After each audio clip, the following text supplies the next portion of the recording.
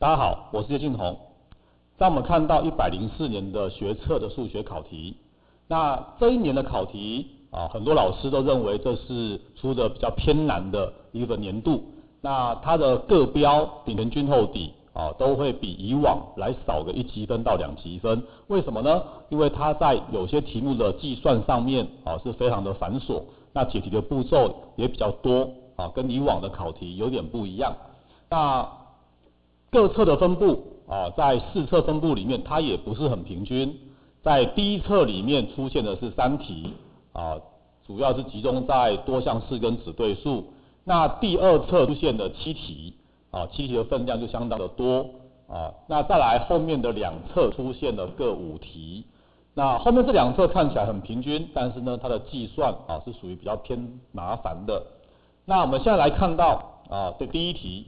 第一题的话呢，它是属于数列数列的一个单选题。那他说有5个数字1、2、6、15、31它到底满足5个选项里面的哪一个关系式？那这5个选项里面 A、C、E 是属于递回关系，那 B、D 是属于所谓的一般式那我们来看到这个题目其实还蛮简单的因为它只要把每个选项列出这前5项，就可以看出来它是不是跟这个题目吻合。那 A 选项第一项如果是1的话，那第2项3减1就是2，再来把2带进去的话呢，6减1就是5，5、3、15减1就是14。在14乘以3倍，42减1就是41。那很明显跟题目就不吻合。再来 B 选项的话呢，它是阶乘第T 项它是 T 阶乘，所以第1项是1阶，第2项2阶，第3项3阶，再来4阶24， 5阶120。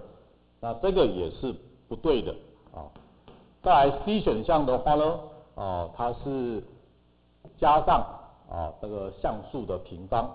那第1项如果是1的话它加上1的平方就是2。那第2项的话呢是2的话，加上2的平方2加4就是6。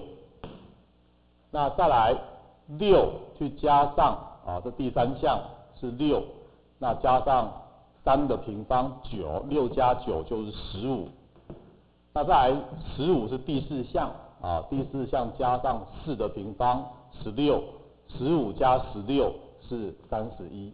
那这样这个 C 选项就跟我们的题目就吻合了那我们也把后面的2个选项也列出来。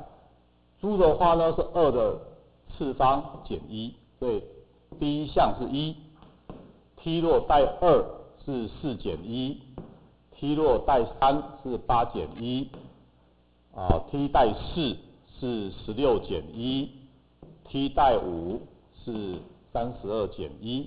那跟我们的题目就是中间有2项是不吻合的。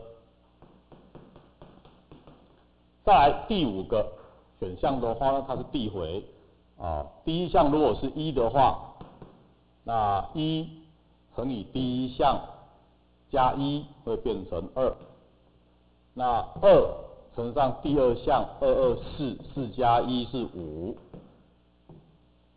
那3乘上第3项3乘5 15，15加1是16那在第5项的话是4乘上第4项是4乘16 64，加1变65，这样它也不吻合所以我们这一题的答案是选 C。